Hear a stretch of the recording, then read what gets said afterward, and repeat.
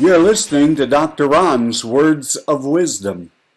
Words on leadership, goal setting, productivity, and a whole lot more. I trust that you'll consider this like a vitamin or a supplement for your mind and heart.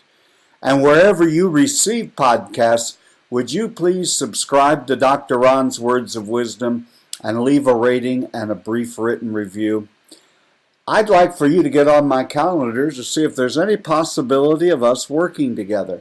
I'm looking at the beginning of the year to kind of beta test some coaching ideas I have, and I'm looking for 4 or 5 people who are willing to get on the phone with me and see if there's a possibility. If you'd like to be included or consider this, go to drronblake.com/call. And we'll see what the possibilities of working together might be. This past weekend, I went to a memorial service for a very dear friend and colleague, someone I've known for a long time and have had a lot of confidence in. I was one of those who was asked to sit on the platform, so I listened to all of the eulogies, all of the thoughts from the family, the clergyman's message in the sermon, the songs, and it was a wonderful time of reflection as I drove another state away, and it got me to thinking about what do all of us want to have said about us at our funeral or memorial service. Now, I'm not trying to be macabre or be Debbie Downer or Donnie Downer today. But I think it's a good question to ask ourselves, because at that point, when someone is speaking about you at a memorial service or a funeral service, there are some things that you and I strive for and believe in and really work hard for that will never be mentioned. You may know that for many years I was a pastor, and I've conducted well over 300 funerals myself. Never once have I said in a funeral service, never have I been asked to say in a funeral service, nor I have never heard mentioned at a memorial service is how much money did they leave behind. Let me tell you how much money they left behind. All of it. And so that which is important for security and to be able to take care of our families, and it's important, but no one talks about that at the funeral service of any individual. No one has ever said, I wish I would have stayed at work longer, missed more vacations, and spent less time with my family. Those are never the kinds of things that are mentioned about a person. The individual whose memorial service I attended was a real leader, mentor, encourager, faith-filled man. And as far as I know, it was one that epitomized who he was and what he was about. But it got me to thinking the 3-hour drive home from that service, what would I like to have said about me at my memorial service as a leader? I think this might help us to gain perspective and to look at life as to what really is the meaning and purpose of what we're doing. One of the first things that I think all of us would like to have someone say is that we were a loving person. Now, that we loved God, we loved our family, we loved what we did. Was every day fun? It's never fun. There are less than fun days in families, in employment, with your health. But if you're going to be known as something or remembered by something, I think right at the top of the list would be great to be remembered as a person who was loving, a person who knew where their values were and they lived a loving life. Now, oftentimes, the word love and the word leadership are not used in the same sentence. There are many of us who have this idea, if you're going to be a leader, you're going to have to be harsh, and at times as you come down the line, it'll even come across to people that you're kind of mean and cantankerous. Now, It may be that hard things will have to be said and difficult tasks remedied and very tough decisions made. That is a part of the leadership equation. But even in the midst of all of that, let's try to be loving and kind. I think the second thing, and as I've mentioned, I'm going to give you 9 of them. The second one that I wish that someone would say about me, but I think you would like to have someone say it about you, is the world is a better place because she lived or because he lived. Now, many of us are not going to necessarily change the world for all of the billion inhabitants on planet Earth, but in our sphere and in our world, for our families, for our friends, for the institutions, the entities, the companies, the places we live, the churches and civic organizations we belong to, and the neighborhoods in which we live, have we left them a better place than we found them? Have we tried to implement change that would make a difference? Do we see ourselves as a builder and not a wrecker?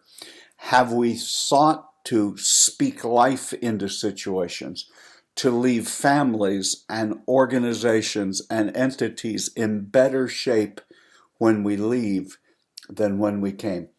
I would like for my world to have been a better place because I lived and I took the responsibility. That's number 3.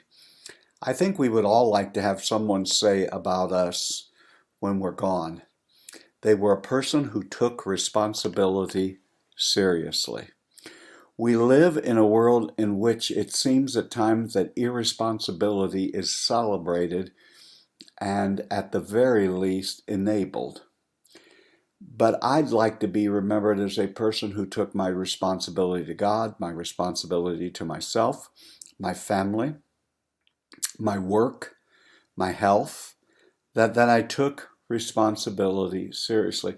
One of the greatest legacies that we can leave for our families is this third one. Take responsibility. Quit blaming others. Quit complaining. Take responsibility for your actions. If you were wrong, own up to it, admit to it, and stop looking for someone to blame. The fourth thing that I think would be great to have someone say about any of us at a memorial service is that I lived my values. Unfortunately, there are a lot of people who do a lot of talking about their values and what they believe and how you should live and what you should do and the responsibilities you should assume and make sure you get your job done. I think one of the greatest things that anyone could say about us is that we consistently lived our values. We all chafe when we hear someone saying one thing publicly and then living in a total opposite manner in reality. Matter of fact, we have a wonderful word for that. We call those people hypocrites. And nothing knocks us off our equilibrium than someone that we have placed our confidence in, someone we have looked up to, someone that we thought, now there is a good person, only to discover that they didn't live by their values. I'd like for somebody to say that I lived my values. The fifth thing that I think we would all like for someone to say about us is that we lived life to its fullest. Too many people are living a cautious existence. They don't want to get out of line. They don't want to take a risk. I'm not going to say gamble because that's not what I mean, but that they hold back and they're always going to do something or get better or make improvement, but that's always going to come in that illusory someday. And again, I've looked at the calendar again today for the new year, and I have not seen someday anywhere in any month, in any week, on any calendar. Listen, if you're going to live to the fullest. Take your values and what you believe, and your gift and grace and talent mix, and your time, and your ingenuity, and just live your life to the fullest. You're only going to get one life. Therefore, don't hold back. Live your life to the fullest. I think the sixth thing that would be nice to have someone say is that I worked and I played hard. We live, it seems, at times in which work has almost become a dirty word. And yet then there are the others on the other side of that who are workaholics, who take their work home with them, who are always working. I have probably been more aligned in my lifetime with that, of someone who took my work home and worked. I loved what I've done, and it didn't really seem like work. But it's good to live in balance. There is no really work-life balance, but as much as we can. When you're at work, work with all of your might. And when you're at home with all your might. When you're at work, be there, be fully present. And when you're on vacation with your family, be fully present there. Keep everything the way it should be. And when you're at work, work. And when you're playing, playing. And when you're doing something with your children, give them your undivided attention. The seventh item that I believe I'd like someone to say is that we were very generous people. There are some people that are only looking out for number one, and they want people to take care of them, and they want people to look at them, and they want people to do for them, but they're never willing, it seems, to do the other. Be generous. The best people to be around are people who are generous. And I'm not just meaning with their financial resources, though that's always a part of it. But the people who've impacted my life were people who were generous with their time, and they sowed their life into me. They were generous with giving me not just advice, but real practical help. They were generous with their time, and I am forever grateful and am the person I am today because they so heavily invested in me. I want to ask you, leader, are you sowing generously of your time into the next generation of leaders? Are you pouring your life into those folks? The eighth that I would want to have said about me is that I was a kind person.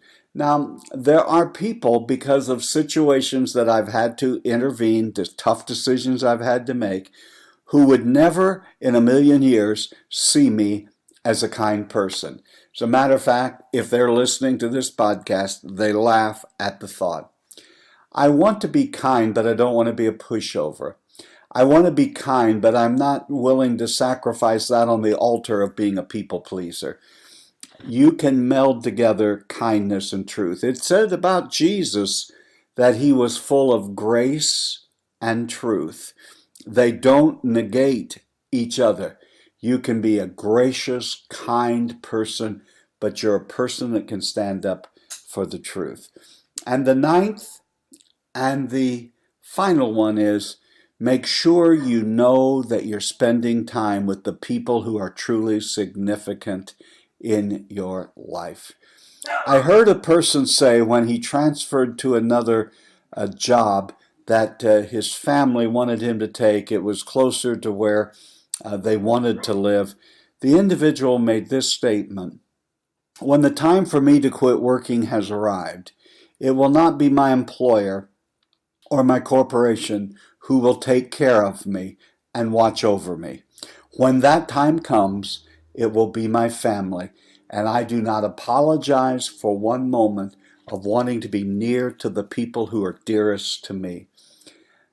I often tell you, work until the work is done, but spend more time with your family and your friends. After all, they are the ones who really know you, and I'm going to say it this way, they're the ones who really need you. You've been listening to Dr. Ron's Words of Wisdom, words on leadership, goal setting, productivity, and a whole lot more. I trust that you'll consider this like a vitamin or supplement for your mind and heart. And wherever you receive podcasts, would you please subscribe to Dr. Ron's Words of Wisdom and leave a rating and a brief written review.